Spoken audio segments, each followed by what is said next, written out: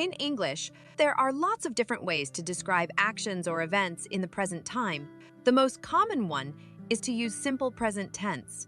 What is this tense and how do we use it? Well, in a nutshell, it's the tense we use for actions or events that are in the present time, but that aren't happening at this very moment. In other words, with this tense, we describe routines or events that happen on a regular basis, but not at the moment. For example, I go shopping for food 3 times a week. We talk about the action in the present time, but which is not happening at this very moment. We talk about our routine. What does a sentence in simple present look like? Subject plus base form of a verb. I cook pancakes every morning. I brush my teeth twice a day. But when the subject is he, she, or it, we add as to the base form of the verb. I drink coffee in the morning. But Sam drinks coffee in the morning. We like spring, but my dog likes spring. I know 5 languages, but Sarah knows 5 languages. In questions, we put auxiliary verb do before the subject. If the subject is I, you, we, they, and we put does. If the subject is he, she, it, and we drop as from the verb. For example, I drink coffee every morning. To ask a question, we add auxiliary verb or helping verb do. Do I drink coffee every morning? You drive a luxury car. To make a question, we put do before the subject. You, do you drive a luxury car? Or what car do you drive? How often do you drive a luxury car? You see, the auxiliary verb do always comes before the subject in questions. Paul often works late.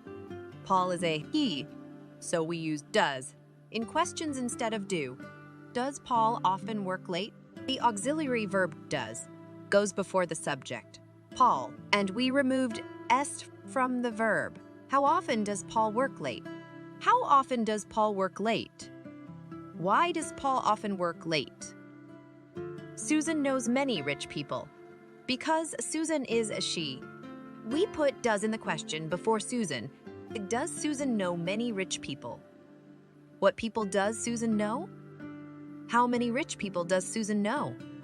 Now, as you can see, we put the auxiliary verb do or does before the subject in questions in simple present.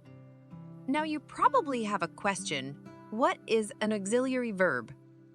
Think of it as a grammar word, something that doesn't have any actual meaning. It is used to help you understand which tense the question is in. Each tense in English has its own auxiliary verb indicators of the tense. Now you know that simple present has 2 auxiliary verbs, do and does. They indicate simple present tense.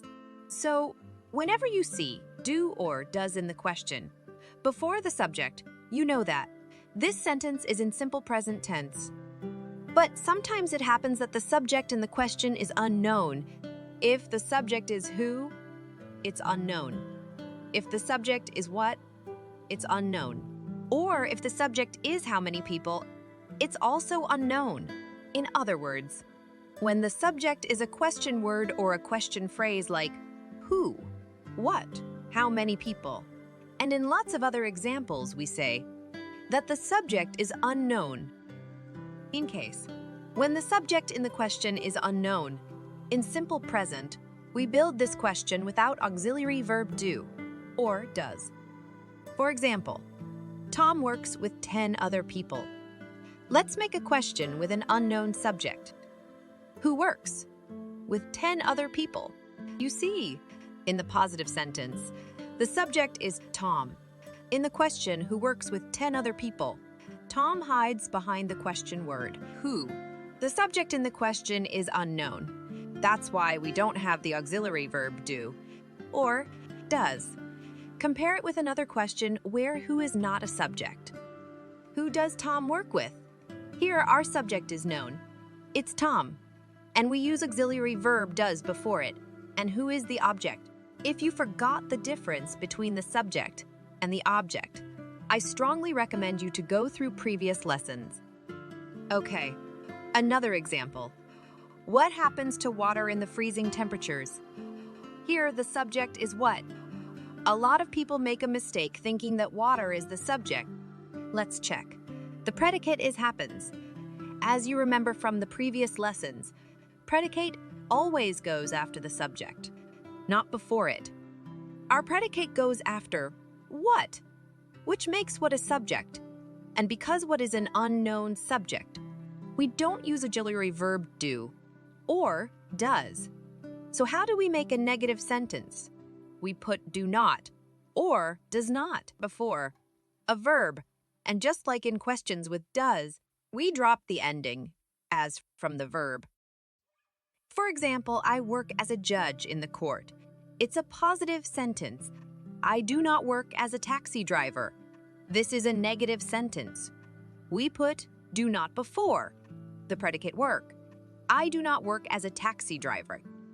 My mom likes fish. It's a positive sentence. My mom does not like meat. It's a negative sentence. We put does not before the predicate like, and we dropped the ending as. My mom does not like meat. We often contract do not into don't, and does not into doesn't. I do not work as a taxi driver. I don't work as a taxi driver. My mom does not like me. My mom doesn't like meat. In the next lesson, I'll talk about the situations in which we use simple present. Stay tuned.